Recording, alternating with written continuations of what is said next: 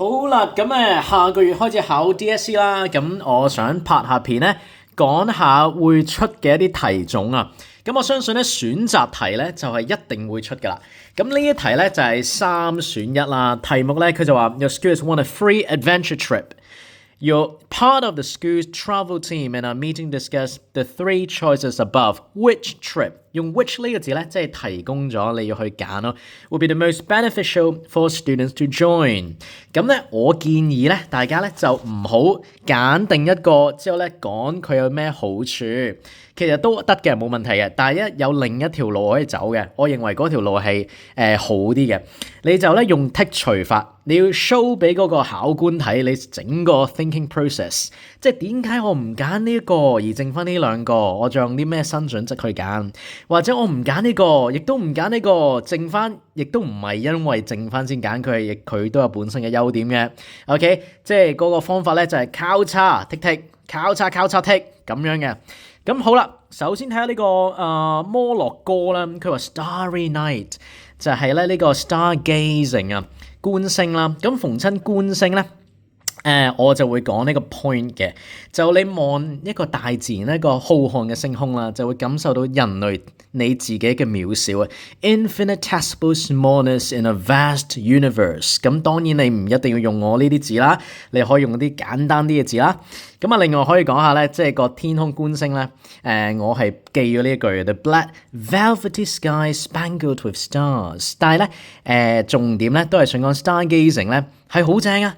感受到人類嘅渺小啊，咁你嘅 problems、你嘅 worries 咧，突然間係 seem insignificant 嘅，有一種豁然開朗嘅感受啊。OK， 但係 stargazing 咧，我會講咩咧？摩洛哥唔係淨係摩洛哥先有啊，我喺冰島都可以睇到噶。如果同香港對比嘅話，係咪冇咗 light pollution 一樣好靚噶？咁呢一個 trip 咧 ，trip 3突然間失去咗佢嘅獨特性啊，咁所以我唔會揀呢個啦。OK， 咁用翻同一個道理啊，呢度咧就係咧做一個叫scuba diving 啦，snorkeling scuba diving 係咪咧？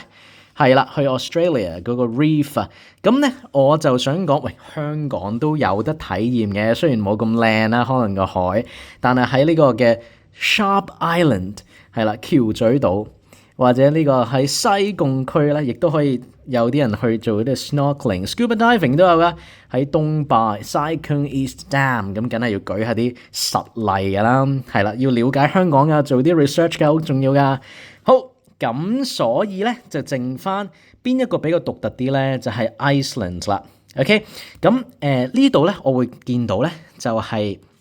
好，佢話120 meter below the surface， 係會落地底嘅，係有個叫 volcanic cave，OK， 咁同埋咧，如果你喺個 ground level 咧，佢有 ice lakes 嘅。好，呢個咧，如果喺香港嘅話咧，就係見唔到雪噶嘛，冇冰噶嘛 ，OK， 咁我咧就話咧You get the best of both worlds 呢個 phrase 可以記下噶，即係喺地底咧又正，喺地面又正，有兩個優點啊，得唔得？兩個 benefits 係啦，咁我就話喺 Iceland 唔止可以 stargazing 添啊，甚至可以睇到 Aurora Borealis 即係 Northern Lights 北極光啊，咁唔係更加好咩？有 stargazing 亦都有 Aurora Borealis， 同埋咧，如果咧喺啲 volcanic cave 咧喺個地洞裏面咧係非常之 picture perfect， 即係好靚嘅，同埋 Instagram worthy 啊，好靚嘅，係個 starkly different landscape from Hong Kong 係唔同嘅。咁所以咧，我最終咧，我認為咧揀 Iceland 咧係一個最好嘅 adventure trip，given 同埋你落地洞啊，本身亦都係一件 adventurous 嘅事咯，得唔得？所以我就推薦大家咧就係唔好揀一個。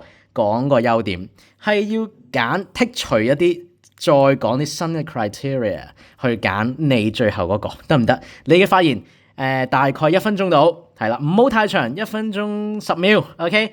咁好，呢個就係要呢條片嘅重點啦。選擇題我相信一定會出嘅，之後要 show 整個好 thorough 嘅一個 thinking process， 你嘅意見係 informed 同埋 well thought through 嘅，OK？ 就係咁。